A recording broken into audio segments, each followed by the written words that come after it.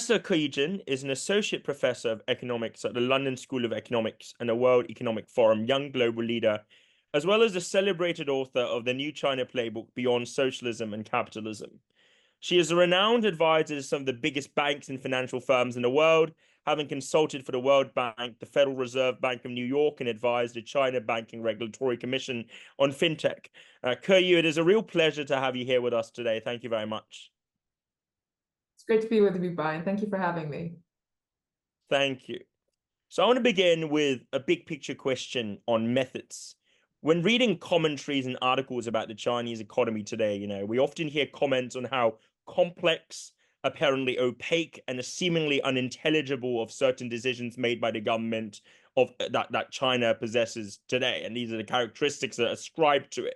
What, in your view, are the best ways of getting to grips with and understanding how the Chinese economy actually works, especially for those who do not necessarily speak or read or have had experience in China? This is probably an accurate description, first of all, and I would say that even for Chinese, it's very difficult to figure out exactly what's going on. It's also part of the culture as well, ambiguity and opaqueness, although I think that as the markets develop, as capital markets start to become more important, the experiences, at least in these very critical sectors like finance, transparency, communication, is absolutely critical. Now, the Chinese economy is difficult to understand for a number of reasons, not just because it's complex, but also because it defies conventional wisdom. And everything that we have learned about how economic development models should work or what makes successful economies have been kind of thrown out of the window by the Chinese success, given that it has grown the fastest for the longest period of time in history during a period where its various ranks and things like ease of doing business or rule of law have been quite a bit, bad and worse than even it is now, and still managed to not only grow and lift people out of poverty. I think that has been repeated so many times, but also to dominate leading edge technologies and create new industries and emerging strategic sectors like AI and renewables in a very short amount of time. I'm sure we'll get to that, Brian, but so that, I think, just first of all to say that it's a very different model, and if we always use the same lens or a unique lens to assess China, we're going to get it wrong. Of course, I think that people who are on the ground who come to visit China obviously understand China much better. They have a much better sense of the competition, entrepreneurship, everything, the fact that the markets really work very well, the consumers shop, firms innovate, and so forth, rather than the state-dominated, centralized economy that the Western media likes to depict as if it's an old dinosaur. They see something very vibrant and very new.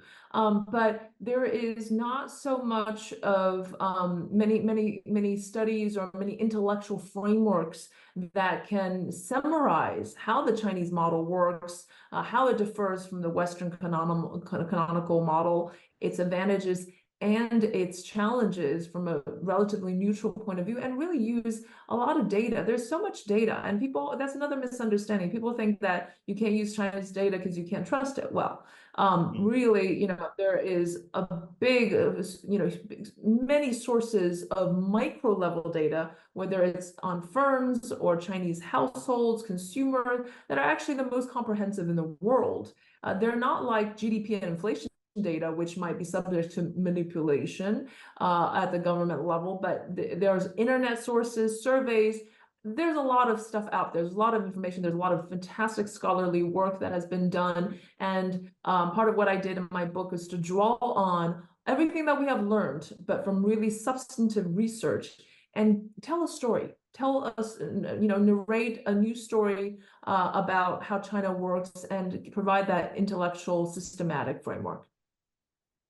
No, that's an incredibly helpful and astute sort of opener to the conversation today. And because what I want to sort of follow up on is a potential candidate for a narrative that so-called China watchers often use in observing China, including folks on the ground in the mainland as well, is the idea of a pendulum.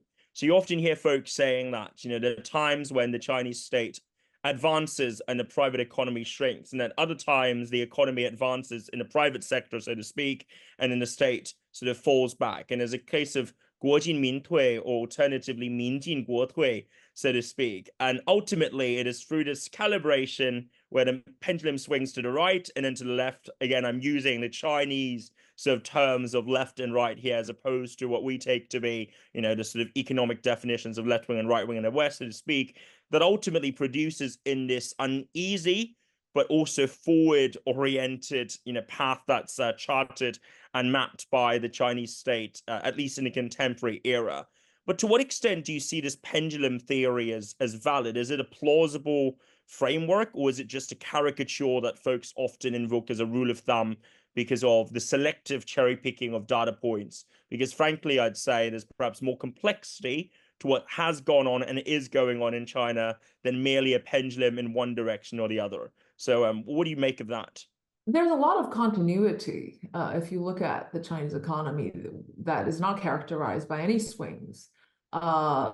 Reforms on one sense, and some maybe it has slowed down. The pace is different, but the idea that reforms should continue and that change, improvement of the people's livelihoods, and continued climbing up the value chain, all these efforts have been pretty continuous. They haven't had major swings and changes in policy direction. But I'd say the pendulum swing, if there were a few, and I think there are a few, and it's not just left and right, it's in all angles, if you will, but there are some, and that's not unique to China. The swing between national security now and economic growth, back to security, now back to growth, more pragmatism now, is very much actually a common feature in many countries. Where the growth agenda it's put on hold because this new government comes in, or a middle income country becomes richer and it starts to elect populist governments and they change direction. And then they figure out, oh no, actually it's the economy's stupid, and they go back to the economy. And we see these pendulum swings a lot in other countries, actually more so than in China because of these elections and party changes. Whereas I think in China there has been a lot more continuity. I think that what is more prominent in the recent years is a struggle, a tension, or a few of these tensions that might entail a bit of swing back and forth because we're unsure of what China's direction should be. And so, for example, the observation that Western style capitalism has many deep fallacies is a true one, that ones that the West would be the first to recognize. But how do you overcome these inequality issues, these unfairness of opportunities, a few people getting extremely rich and not sacrifice growth, right? Has any country figured out? I think maybe apart from Scandinavia, it's a very, very difficult thing to square when you want Bill Gates to innovate and you want Warren Buffett to invest, right? And so that is something that China wants to deal with, this inequality. But what is the cost? Similarly, big techs have their problems, and this is again a universal truth. But is tackling entrepreneurship or suppressing their incentives the right method?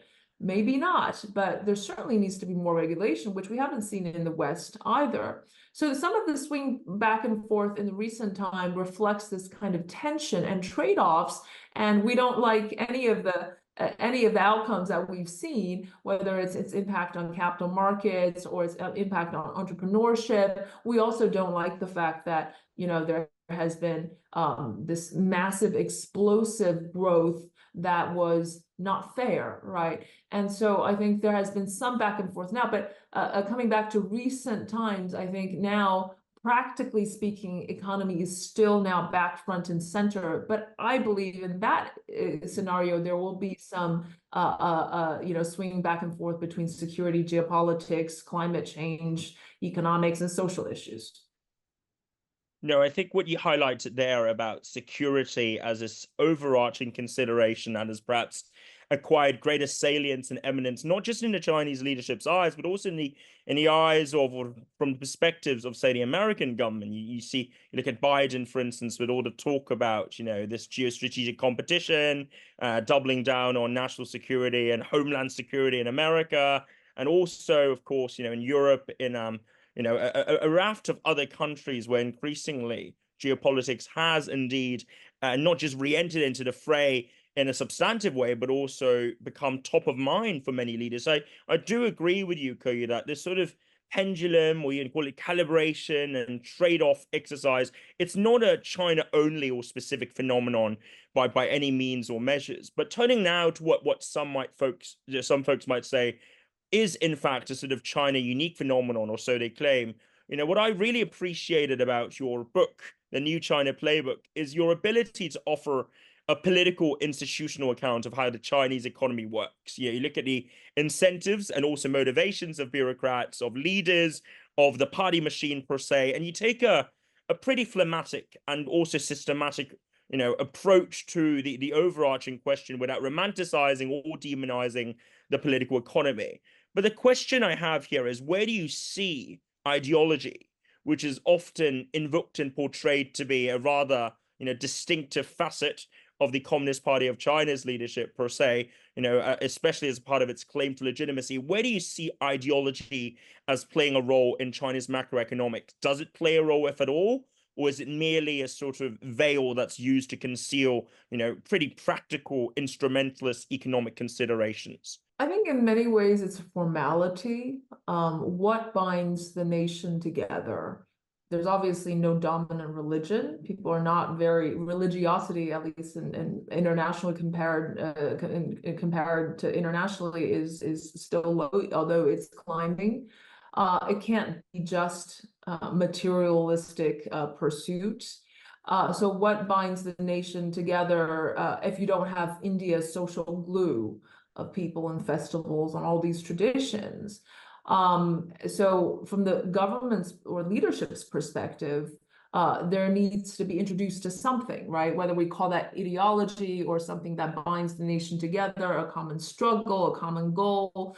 We hear that very often, and I think that a lot of it is political rather than something that people are steadfastly tied to. It's not a credence, if you will. And ideologies, I think we have thinkers in our leadership. We have leaders who want to create a vision, and if I were to say there is not an ideology, but something that contrasts very greatly with a U.S. moral universalism post-war, right? Spreading democratic values, liberal values. That's the, if you want to call that an ideology, it might also count as an ideology, but that's the goal. China's global view or world vision or ideology, if you want to call it, is a pragmatic development model that can raise living standards and raise human dignity, the dignity of living, right? The dignity to a better life, not just the values afforded of democracy and liberalism. I think that's China's contrasting worldview, if you don't want to call it ideology. So when you ask very specifically about something that is more domestic, I honestly don't see the younger generation, and definitely not the older generation, as being wedded to ideology per se, because of the historical experience that China has had about the dangers of ideology. And in that sense, as we mentioned from the previous question, when push comes to shove and the economy is being challenged and people's daily consideration is still overwhelmingly about putting food on their table or getting their kids educated or being able to afford a housing. My generation in the 1980s is called a housing generation. That's apparently our defining characteristics. It's overwhelmingly pragmatic. So I see that as more of a political, nominal thing to bind the nation together as a formality. I was on the same panel as Rana Mitter, who stopped by Hong Kong just a couple of weeks ago, and he brought up this this question really of how history is employed in contemporary Chinese political parlance. And in it, in his lecture, he referenced, the role played by Marxist-Leninism, Confucian and ancient classical Chinese philosophical ideals, a broad reliance and emphasis upon performance legitimacy, as well as, of course, the CPC's portrayal of both the revolutionary history undergirding, the run up to 1949, as well as, the early 20th or 19th to 20th century of humiliation when it comes to colonialism, imperialism, and all of these other sort of facets of China's troubled contemporary history at the hands of imperialists, colonizers, so on and so forth. But one point I raised subsequently, actually, was I think there's a fifth pillar to the equation, which is that China has historically seen itself through the lenses of economic statecraft. And that is the idea of employing and leveraging trade as a means of securing, prosperity, not just for itself, but also for its neighbors. And it's not because of altruism or the fact that the Chinese people are just a benign people. It's because it works economically. It's practical and pragmatic that if you can win hearts and minds without going to war, if you can win friends and make friends without, waging expensive battles and paying for incredibly exorbitant defense spending, for instance, maybe that's a better path to go with, really, than the alternative counterfactual. And I was just wondering, what you said just then about China's contrasting worldview to America and how it might offer, maybe an alternative, maybe some say a competing model, as I like to put it, a different model from the American way when it comes to the worldview. That is definitely a vision that we can see in the Chinese leadership. And yet, around vast swathes of the traditional West, there's a lot of fear, some of the fear manifesting in anxiety, vitriol, resentment. There's a generalized feeling that China is coming for them, that China is a sort of inexorably expansive and therefore threatening power. What exactly, in your view, Keyu, explains this discrepancy in perceptions, or this reading of China? I mean, it could be wrong, it could be valid, it could be right in some ways, but what, in your view, is driving this sort of China threat narrative that we often hear around the world today? And is there any credibility or credence to these narratives? Well, first of all, China's not coming at them.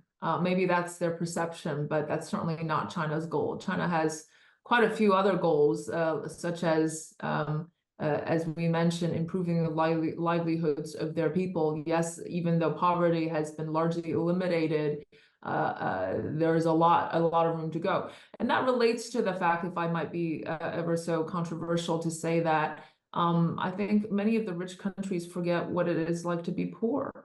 And they're just not that sensitive to poverty and to developing countries' needs. And this is not China's perspective. Just ask any of the BRIC countries and any of these, ASEAN countries. And even if you look around the world, and the vast majority of people still live in developing countries, what do they want, right? Even, coming back to Brexit, now at the risk of being completely sidetracked, but this is Oxford, Brexit pushed by many people who wouldn't really be hurt so much, the rich elites, but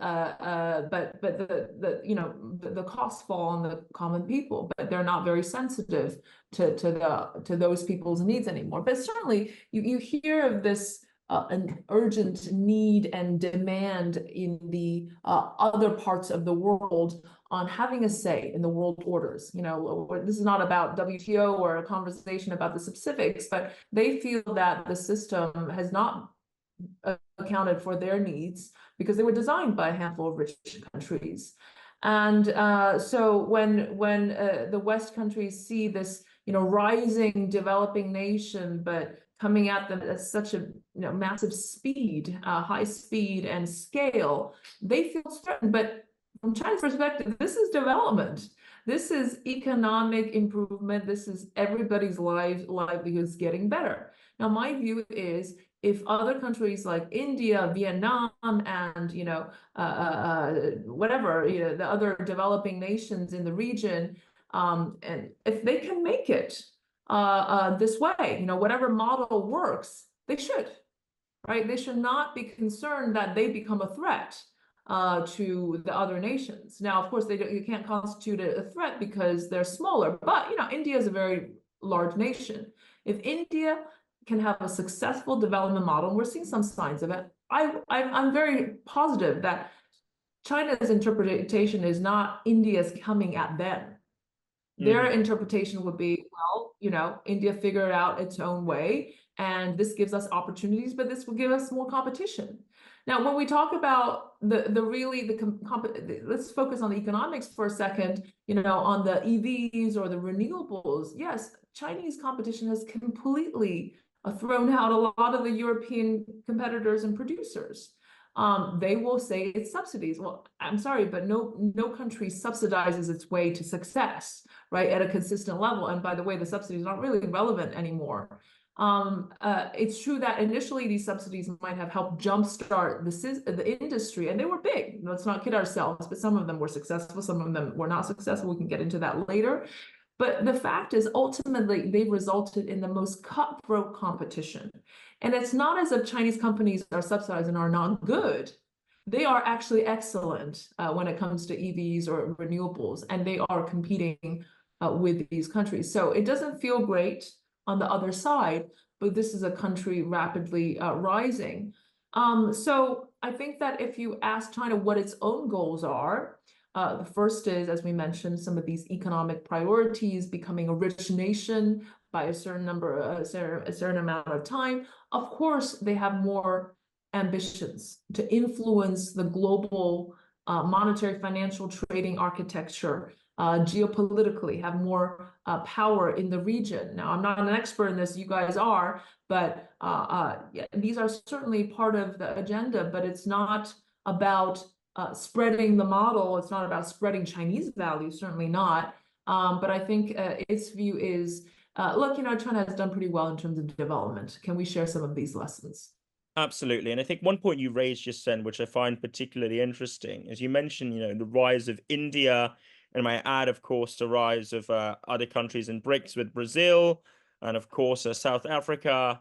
And even in terms of Southeast Asian nations engaging in multi-alignment, it does strike me that this is an era where the conventional G7 playbook, if I may use that very same word, no longer seems to be the only path that's plausible or possible. And moreover, you know, what's worth noting for both Chinese and also the world at large, the commentators, so to speak, is that the global south is a heterogeneous cluster of countries that have differing preferences, have differing interests, and have to ultimately cater to their own peoples, which is why even a country that as favorable as it is to China, like Brazil, has recently launched its own probe into sort of Chinese EVs, so to speak, not because it's anti-China, but because naturally speaking, there's an economic or a competition logic undergirding this all. And I think it's imperative, you know, for observers of the new shifts to the global order to recognize that the global south and the global north have their own sort of differences and disunities, and to speak of them as to speak of them as one or two monoliths or two blocks, you know, grappling or wrestling with one another is perhaps an oversimplification of the picture. But I want to now turn to the state of the Chinese economy today, just following on from what we've been discussing for the past few questions. And the specific point that I'm going to home in on concerns the state of total factor productivity and TFP growth in China over the past 3 decades. Now, according to the IMF, Chinese TFP rose by around 22% in total between 2003 and 2011. And this decreased as a number to only 5% between 2011 and 2019, with an equally steady decline in the contribution to GDP growth by TFP growth. So you had 3.9% in 1995, and in you know, between 1995 and 2007, declining to 1.9% between 2017 and 2021. So I was just wondering, Keyu, what do you think explains the challenges that China has on improving TFP, and what exactly are the remedies to these challenges? Well, first of all, in the previous decades that you mentioned, a lot of the productivity growth, TFP growth, has come from a reallocation of resources to more efficient levels. In other words, reducing misallocation. Now, if we remember something like 400 million workers moving from agriculture to industry, from state to private enterprises, and also capital. that dramatically reduced the misallocation of capital across sectors and across firms. And so a lot of the growth in that earlier period was due to just simply reorganizing, shifting resources around. We usually think about productivity growth as if it's predominantly driven by innovation or these really important, technological breakthroughs. Well, in fact, most developing countries don't have that, but their productivity growth improves a lot from misallocation issues. Now, in terms of productivity growth, slowdown in the last decade, it also has a lot to do with let's say increasing misallocation, or at least a reduction in the the degree of in the growth of reducing misallocation. So part of the reason is after 2009, with a big stimulus, it was a credit-driven cycle, and a lot of it went to SOEs, a lot of it went into the real estate, a lot of it went into shadow banking, places which is not inherently productive and fundamentally important, but which are large, and there were incentives to do so. It's true that China has really improved on its innovation capacity and had seen huge investments in high-tech sectors, but we're not going to see it in the productivity numbers, just like we don't see it in the productivity numbers in the US or Europe either. Maybe it's measurement issues, but maybe it is that these kind of investment, when they actually realize into the macro figures, it really takes a long period of time. So there have been huge investments, but we haven't seen these numbers so far. And so continued productivity, this comes back to a fundamental issue about the Chinese economy. In my mind, the financial system is at the very core of some of the recent problems, or at least it exacerbates some of the challenges and maybe even the downturn. And this is why I come back to this issue of tension or trade-off when I started our conversation. Yes, China didn't like the financially driven credit cycle, investment growth cycle after 2009. By the way, the West has criticized China repeatedly for an unsustainable credit boom. But the fact of the matter is, I think it's gone a little bit overreacted. There's now a credit crunch. There's not enough financial liquidity and credit among Chinese companies. And who suffers the most because of it? It's the private firms, the small, medium-sized enterprises, because the SOEs are still well capitalized and the banks want to lend to them. So in some sense, the credit boom wasn't that bad of a thing, because at least some of it went into this, smaller companies and private sector, and they had liquidity, they could grow and it could expand. Now there's a paralysis almost in the financial system. So coming back to the situation right now, the pandemic, which lasted a very long time. There was no $5 trillion stimulus package as it was in the US. No households got really these kind of support system. And then you're forcing a real estate transition from a decade into 3 years, not to mention a series of other incentive issues and confidence issues. Then you have a downturn cycle. But should we interpret that as a permanent thing? I don't think so. On that, actually, we've seen evidence, right, that the state has been pretty proactive in, dealing with the overinflated real estate bubble by pursuing deleveraging measures. Some might say that the 3 red lines were too abrupt. Others would say they were a necessary evil in order to bring, or to signal very clearly through this sprawling bureaucracy, especially to the folks, in the local governments and the municipal governments, that the music has stopped and it's time to call it a day when it comes to sort of the 无序扩张 of capital, the disorderly expansion of capital. And yet, on the other problem you mentioned just then, which is SOEs and inefficiency, I mean, it's a long-standing problem, right? The idea that you have state-owned enterprises that have, understandably, a different set of incentives. Some might say they are more politically accountable to the party, to the government, to the state. Others would say they're not aligned with profit maximization, or more specifically, efficiency improving.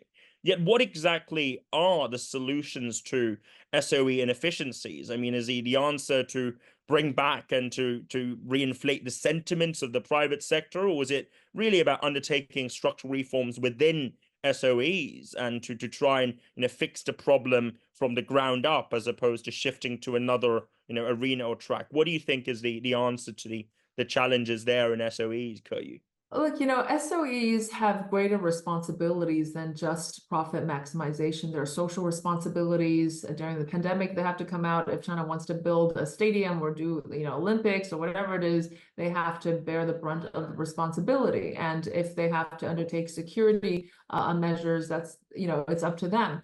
I think the right way is to keep them kind of their influence at a bare minimum, if you will, in some of the strategic sectors, certainly trying to prevent a crowding out effect of private companies, especially in very competitive sectors like manufacturing, like innovation.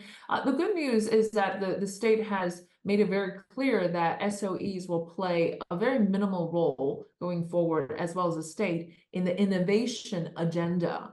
Whereas SOEs used to, in the first crop of the technology strategies, were tasked, were burdened with the task of undertaking national innovation. Now they totally have stepped aside and saying it's up to the private sector. I think that, where there's some strategic ways that there will be SOE influence. And by the way, this is, again, not a unique phenomenon. If we look at France, right, if we look at some other European countries and also Brazil and India, of course, there are also very important state-owned enterprises. I still want to come back to the issue of finance.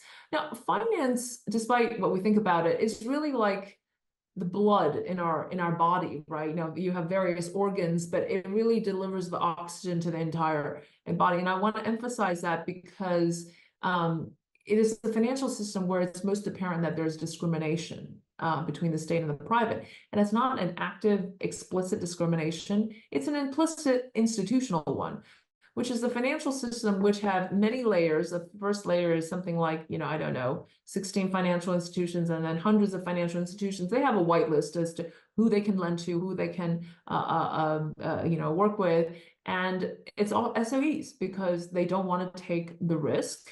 They don't want to be held accountable if something goes wrong. And so it doesn't come back to the real sector. And when it does, it's double-digit cost of capital. It's significantly multiples higher than the SOEs. So again, it's maybe not, it's the institution's problem constraints that are making the state benefit more rather than a direct, kind of government imposition. I think that part we have to be very clear about. And if we look observing the Chinese economy now, it's very, very clear. The SOEs are fine, despite everything. The private sector is not fine, and it's mostly a liquidity credit issue. And especially in downturns, no banks want to lend to private firms. But this is exactly the opposite of counter-cyclical macro policy, right? It's when things are not going well that there's enough liquidity and credit. But in China, it's the opposite. And I would also add, I guess, we've talked a lot about the firms, the private versus state divide. And of course, the debates that come to my mind include the one that took place in a series of op-eds and commentaries in 2016 between Lin Yifu, Justin Lin, and also Zhang Weiying. That there was a lot of contention over, whether not top-down industrial policies, state-driven intervention, or propping up of champions in the context of innovation was the way to go. And I guess, in some ways, what you said just then really alludes to this perennial debate that has gone on and raged on in China since 1978. And to folks who say that there's no debate amongst policymakers and academics in China, I would encourage them to look to, not just the works of Lin Yifu, Li Daokui, or indeed Zhang Weiying, but of course yourself, and going back to Li Yiniang and many others who have really commented on this issue of state industrial policy and grappled with its implications. And if I may, just to play devil's advocate here, I would say, in spheres such as semiconductors, lithium batteries, electric vehicles, perhaps less so because of the presence of private firms, it does strike me that state subsidies have been crucial and pivotal, and as you said, kickstarting a lot of the sort of initial R&D, the blue sky research, and overcoming the overheads involved. But as it transitions, as the economy and the sector transitions to the next phase of development, so to speak, what you were suggesting just then, Keyu, seems to be that there's a need for a different approach, a different sort of rule book or playbook, so to speak. Could you perhaps elaborate on what you mean here by the recalibration of the equilibrium, if you see that to be necessary in the first place? Absolutely. The old playbook was great for industrialization. It was good for urbanization, like developing real estate. But innovation is a completely different thing. You can copy a lot of stuff, right? Making goods. You can't copy institutions, and you can't copy, a governance and rule of law and all that very easily. But innovation and all the creativity, the flow of exchange that's required is an entirely different model. But let me come back to that. But when I go around the world and I speak to lots of governments, especially the ones that want to get things started, the first thing they ask is, it's a chicken and egg problem. How do you get investment and talent in if you don't even have the industry? So it's, jump starting the ecosystem, jump starting a new industry requires a certain degree of state mobilization, unless you're like the West and you have 100 years really to perfect that capital markets and that mature markets. Well, most developing countries don't have that kind of luxury of time. And the biggest question is, how do you jumpstart it? Right now, if Chinese government, the playbook or the model, which I described very much in detail in the book, the mayor economy, where the mayors helped entrepreneurs overcome these barriers, helped them get loans, helped them build supply chains, gave them cheap real estate, and helped them, attract talent, and built stuff like an EV sector and a lithium battery sector. I put semiconductors in a different camp because that's more about catching up than starting new sectors. It's incontrovertible that they were very successful. I'll bring you some data points in just a second, but the idea that it wasn't just financial subsidies, it was a lot about coordination and mobilization. Now, that is completely missing in our canonical economic models. There's no role of the state in terms of coordination or mobilization. But the truth is, they helped build an entire supply chain. They matched suppliers and buyers and did all that. And and there was investment, but it was not just financial subsidies alone that mattered so much. So the case studies that I want to mention, and I struggle with this, to be honest, Brian. I'm not trying to say that China has a perfect model, because it certainly doesn't. It's very much a double-edged sword. And let me try to explicate and explain this. So solar and EVs. If you look at a map of 2005, in 2005, China was a desert when it came to EVs or solar. There's nothing, no production, no innovation, patents or whatever. Since 2005, solar costs have reduced by something like 95%. Between 2005 and 2013, Chinese solar producers were increasing production by 76% annually, and they became the leaders of innovation and patents, leading frontier. So if you look at a map in 2013 or 2015 of the innovation patents in China, thousands, many cities had thousands every year. They were scattered all over China. It was up to the local governments to implement this. So this comes back to my characterization of the political centralized, economically decentralized model. It's not as if the central government decided on everything. It's really very decentralized, and it was up to the government to do a good job. And then if you look at EVs, I'm not going to repeat how successful that was. If you just measure it by production and innovation point of view, it's incontrovertible that that development model was at the core of this. Now, on the other hand, the benefits are there, but it's very difficult to estimate the cost, right? The cost of the subsidies, but also the inefficiencies. Does China really need 80 cities all doing EVs and hundreds of EV brands? Absolutely not, right? And the kind of capacity that it has increased, I think that has totally sped up the whole development, but there were certainly costs behind it. But on net, I still believe the benefits outweighed the cost, because China was never able to produce its own combustion engine vehicle, but in new sectors, it was able to succeed and has drawn down the cost. So in that sense, I think these kind of state models, you should really assess it with a more clear-eyed perspective.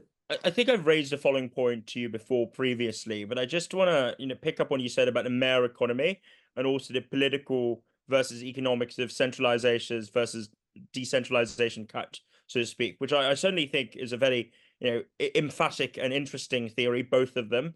But the question I have here is, to what extent do you think the scope of freedom of discretionary powers by the mayor, ebbs and flows in accordance with decisions undertaken by the center. And the reason why I asked that is, of course, if you recall, criticism that was off-levied towards the Hu and Wen administration around 15 years ago is that during the period of time, there's a tendency for their orders to be stuck in Zhongnanhai, 就是正令不出中南海. And that was a problem that was often, alleged because of their emphatic emphasis upon devolving powers to the governors and the secretaries and then governors of provinces, of cities, and of course of local governments as well. So precisely because of the political decentralization that they pursued, it was alleged in retrospect what had occurred was impunity, a pandemic of impunity when it came to lower level officials engaging in actions that were, whilst not necessarily explicitly against a mandate from the center, certainly not aligned with national interest. And much of that has changed over recent years. We've seen, an increasing focus and orientation on centralization, more alignment between the center and localities, mayors, and and beyond that, of course, the secretaries of the cities, secretaries of the provinces, and the respective corresponding counterparts in the Politburo and the Central Committee as well. To what extent, then, do you think the mayor economy has perhaps transitioned into a more centrally oriented economy over the past 10 years, or do you still see the enduring relevance of the hypothesis, I suppose, especially in coastal cities and large cities, directly administered cities, Shanghai, Beijing, Chongqing, and Tianjin, but also, I guess, in other cities as well, where mayors and, of course, the secretaries certainly happen to have a lot of influence over decision making. And I guess a follow-up question, by the way, if you have time on that front, is why mayor and not party secretary? Because as we all know, the number one in cities is the secretary, and the number two is the mayor. Is there a reason why you chose mayor as opposed to party sec as a way of terming or labeling your theory? I'll start with the second question, which is the easiest. Mayor economy, because it sounds almost identical to market economy, ironically, in Chinese, 市场经济 and 市长经济. So that's why the mayor economy was a kind of a character of the situation. But of course, as you rightly said, it's really the local government, right? Leaders, provincial governors, secretaries, party secretaries, and also the mayor also has a huge amount of influence. It's all of them collectively, but it's kind of the same thing. Sorry, it's the same thing. But the truth is, the relationship between the center and the localities have always been a historical challenge. This is not going away. If we think that somehow China has a one-man show and everybody listens to one person or just a few people and they follow strict orders, you are totally getting China wrong. The complexity of the issue and why there's so many challenging management issues is precisely the fact that lots of these mayors are CEOs in their own right, and they have their own incentives, and they will look at the orders and say, well, look, we might not want to implement it. They're not going to say it that way, but if it's not aligned with their incentives, they're going to find all kinds of excuses not to do them. And so it's always been the case, even in real estate, even in the environmental sector. I mean, for years and years, they were tasked with bringing down, addressing the environmental problems. And for years, they just did not follow orders until there were some strict, very rigorous, rigid penalties and strict enforcement. It's always been a struggle. And so that also means that they still have a lot of power. The devolved power is very, very important. If you look at the local entrepreneurs, they deal with the local governments. The local banks deal with the local governments. Tax policies, land policies, all of that is with the local governments. So yes, even though we've seen more political centralization, I think the economic models haven't really changed that much. Also because institutionally, it's actually impossible to implement everything that the central government wants at the local level when your antenna, the stretch is through the local governments to implement these things. And that actually has been the biggest struggle, mostly manifested through, more recently manifested through the huge explosion in local government debt. right? And why are they not resolving it easily by just writing them off or, transferring them fiscal resources from the central coffers? Well, it's moral hazard, and it's a very real one in the sense that local government will just want to spend because they want to create their, local dynamism. And they can be irresponsibly doing that because they'll either be, not in power or, who knows what they're doing, but you can see very good GDP numbers. And the central government doesn't want to encourage that. So I don't think it's as simple as this model no longer works. Now, the who and when era was a time when it kind of got out of control, the degree of, let's say, corrosive linkages between businesses and local governments. It was just festering. And President Xi came in and wanted to address this. And I think by and large, the local government corruption has been curbed to a great extent. And a side remark is that if you look at the Weibo or social media, I think an international survey paper based on international survey has shown that almost a third of the social media threads have to do with criticizing local governments and local government corruption issues. It's not something that they don't want to tackle. And a point that you highlighted there briefly too is the idea of disparities between cities and regions and provinces in particular. And Chinese analysts, or indeed many in America themselves, pundits, columnists, they often comment on the state of socioeconomic inequality and wealth disparity in the West, especially in the US, for instance. When it comes to China, I was drawn to Scott Rozelle and Natalie Hell's Invisible China, which was published around 4 years ago, a book that examined the rural-urban gap and disparities in China, as well as both the progress and the bottlenecks, that China has when it comes to ameliorating regional inequalities, and especially the rural-urban gaps and the inland and coastal provincial gaps, so to speak. What do you see to be the most urgent remedies for such disparities? The massive rural-urban gap, where there's a significant, maybe almost a billion, at least hundreds of millions of undereducated and underemployed rural workers, again, is a challenge, but it's an opportunity. And if you can spread out some of the social infrastructure, access to healthcare, access to education, the proper kind of education, like vocational training, the technical skill training that China really needs, that, of course, is very important. So number one, human capital. Hukou system is, of course, very, very important because it restricts migration flows, but also talent flows.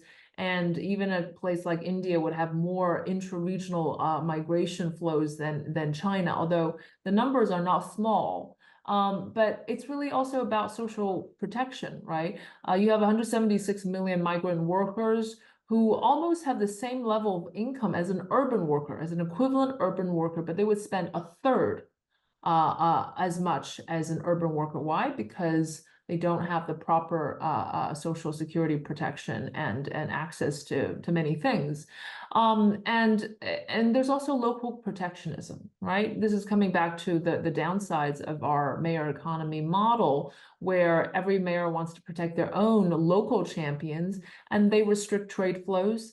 If you are a successful truck maker in northern provinces, I'm not going to have you come and sell in my southern province because I want to promote my own. And obviously that's a big problem because this is totally against internal trade, right? And internal trade in China is very, very large. Many of the provinces trade much more with Chinese provinces than they trade with other countries. And if you have these barriers to trade flows, it's also a damper on productivity. But most importantly, the geographical disparity is also a political economy issue. But I think that there's also a lot of new exciting projects developed that could potentially to sort of mitigate this. So for instance, the Western Front, which is the poorest regions in China, now lots of data centers, processing centers are put there, new energy sectors, and so forth. But I think that it has a lot to do with the mayor model to explain the geographical disparity. It strikes me that the western regions of China are certainly rapidly rising, not just in terms of economic growth, but also in terms of human capital and talent. Whereas a region that I've often heard as being left behind, they're kind of like the Rust Belt of China, is Dongbei, so the northeast, so to speak, and they're having issues there, sort of with adjusting to an increasingly knowledge-intensive and I suppose sort of mechanized and automated economic zeitgeist that we see today. And on that note, though, I do want to turn to, having mentioned Rust Belt, to the other country on the other side of the pond, so to speak, which is America and the Sino-American relationship. Now, Keyu, you're really quite remarkable in your own personal story. You've studied in the US at one of the world's foremost academic institutions. You have served and also advised of the leading financial institutions in the West, and you understand economics across both East and West with an almost unrivaled level of first-hand experience and insights. And yet, as it stands, it strikes me that the kind of exchanges, the dialogues, the frank and also in-depth exposure and immersion that you've had, and I guess to some extent I've had, it's getting increasingly difficult thanks to geopolitical tensions, thanks to securitization, and of course this sort of almost unbridledly acerbic rhetoric that we often hear from America in particular concerning the rise of China. And I suppose you can also point to nationalists in China, but I would say they have far less sway over governmental policies. So the question I have for you is, given all of this, what can we do to keep exchanges alive and to keep conversations happening on a more human level? Well, I think what you pointed out is the most critical part about it, right? The state does not need to see eye to eye and on all issues. But I think that when it comes to China and the US and Chinese people and the Americans, they actually have a lot more common, from at least my experience, than what is depicted. The love for competition and ambition. If you look at Chinese and American businessmen, when it works the best. And there have been many, many successful combinations and marriages in China and the US as well. And I certainly don't think it's a civilizational issues. I mean, if there were to be one, it's always been around, right? That has not changed. But it is probably a competition issue. It's probably a rivalry issue. It's probably a lot of it is a miscommunication issue, and there you can blame both sides for the poor job that they have done. But it's especially sad to see that the person-to-person exchanges have also been diminished, not to mention the collaborative efforts of scientists and research. I mean, just think about medicine, right? Biotech and all these really important things in technology and data that the two countries can do together to overcome these super important transnational challenges. How much of that is being forsaken just because of the geopolitical backdrop is really sad. And of course, the climate change issue that I don't need to mention these. And by the way, the next time that the global financial crisis comes around the corner, and there certainly will be one, there's no way that these two central banks are not going to talk to each other, right? There's no way that the US is not going to ask China to support support liquidity in certain countries and so forth. So I think that now you're seeing a lot of Chinese students and this is again maybe perception, but perception turns into reality, that they don't want to go to the US to study anymore because of racism or because of discrimination, or at least perceived. It is true that visas are more difficult to obtain for Chinese students, something like 22% drop in Chinese student visas or applications since 2019. These are really major numbers. Now, coming from somebody who has benefited hugely from the best time, the golden era of the two countries in 1997, I got a full scholarship to go to high school in the US and then subsequently university and graduate school. It's very, very dispiriting to see. It's very sad, very frustrating to see, because I think the two countries have a lot more potential. But we're actually, there's a period of emotional, sentimental reactions, and that was very much true during the pandemic. I think now over time, people have calmed down a little bit, and they've started to talk about how bad the relation is and how sad it is that it's so bad. And I hear a lot more Americans reminiscing the days where they would go and visit China, and China was really on the rise and really eager learner. I mean, really eager learner of the American ways, American way of life. And so I think that there's a slight return to more pragmatic and rational approach, even though, the temperature might be down a little bit, the weather has not changed. But at least from the new generation, and this is the big theme in my book, the new generation is China's big hope because their values are much more similar with the Gen Zs of the rest of the world in terms of the consideration they have for animal rights, social rights, climate, environment, equity issues are very much the same kind of values, and the challenges are also same with American new generation. We just cannot plant. It would be so irresponsible to plant a dangerous idea in their heads that somehow one is pitted against the other, and that one has to, beat the other or kind of and go in separate ways. That is a very dangerous idea to plant into the minds of the young if we're talking about, world peace and a better life for all. I wholeheartedly concur with you, and indeed I argued in a piece myself around 2 years ago that Gen Z is our best hope of repairing, Sino-American relations, precisely because of the value compatibility and also the interest convergence. The fact that we're all ultimately co-inhabitants on this planet that is susceptible to climate change, but also the risks posed by unbridled development of artificial intelligence, pandemics, and also other potentially existential risks as well. As we come up to the end of this conversation, though, which has been so fun and also engaging, Keyu, I do have one or two more personal questions for you, if you will. And the first one is that you've spoken and argued extensively that individuals the world over should take a more nuanced position on China, that there needs to be fewer misunderstandings and greater communication and dialogue. And I genuinely agree with you on that front.